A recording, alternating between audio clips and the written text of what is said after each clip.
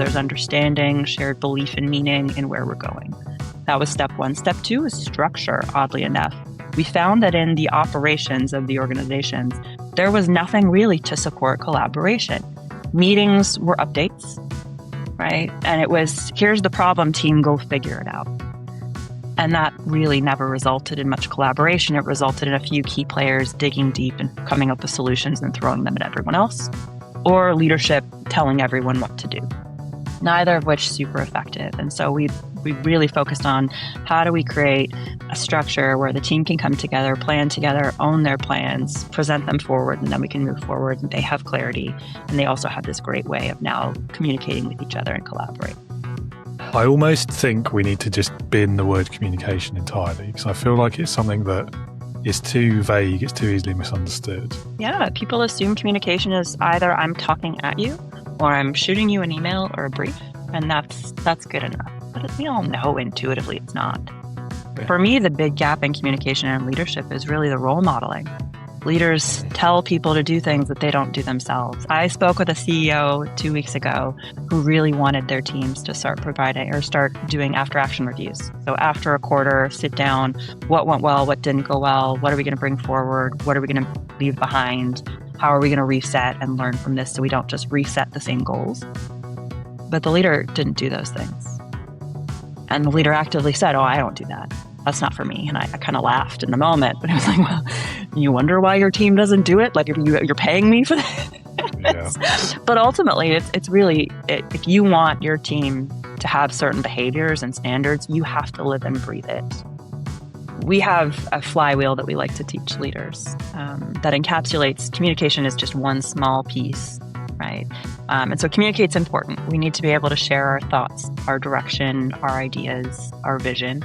But then there's the next phase, which is collect, where we gain feedback, reality from the ground, information, insight, context, collaboration.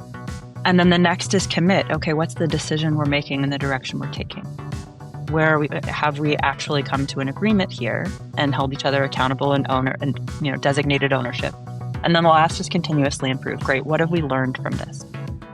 And then we move back into communicate. And as you work through that flywheel, it creates this beautiful learning mechanism for an organization, but it also creates an environment where the team feels seen, heard, understood. They believe in the mission. They know who owns it and what their responsibilities are, who's accountable, and we're learning from it. And it's not just a one-way, do this, do that. First step of leadership, know thyself, right? Lead yourself, understand yourself. If you don't do that, you're not leading anybody, right?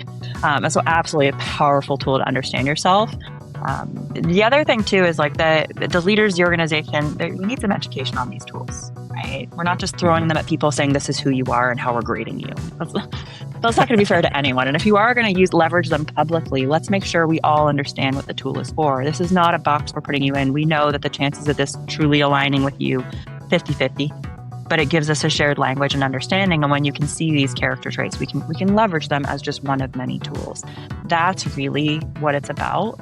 There needs to be other structures and supports for your individuals to support their behavior and them thriving and their performance, not just a disc profile, right? Like, come on. Yeah, I mean, to be a bit self-aware and honest as well, I'll declare my own bias that a trigger for me is feeling like I'm put in a box. So I hate being put in a box. Help. Yeah, 100% agree. 100% agree. Yeah. From sport into my professional career, I've been fortunate. I had an incredible founder who I worked with for many years. And I mean, we vibed so well because we aligned values-wise. We both were very people-focused leaders. We both wanted our people to thrive, and we knew that was going to be the thing that set us apart and allowed us to grow. And really, it was seeing the whole human, right? As much as leaders, we have objectives, we have things to do. I mean, this person, they know who they are, but they have big goals and big ambitions of an exit. And like there was a lot going on, but we always knew, and they always saw that I wasn't just a gear to turn that lever, that notch to get the company to grow. I was a whole human who showed up with a whole life and family and all these things. And they saw that and worked with me as a whole human, not just that key contributor. So for me, that was a huge lesson. And you can't really separate work from home, right? It's not work-life balance. It's all together as a whole person. And if you can see that, recognize it, respect it in your people, you're going to get way more out of them and out of yourself and your relationship with them than you ever would if it was just a JD, do the job and go.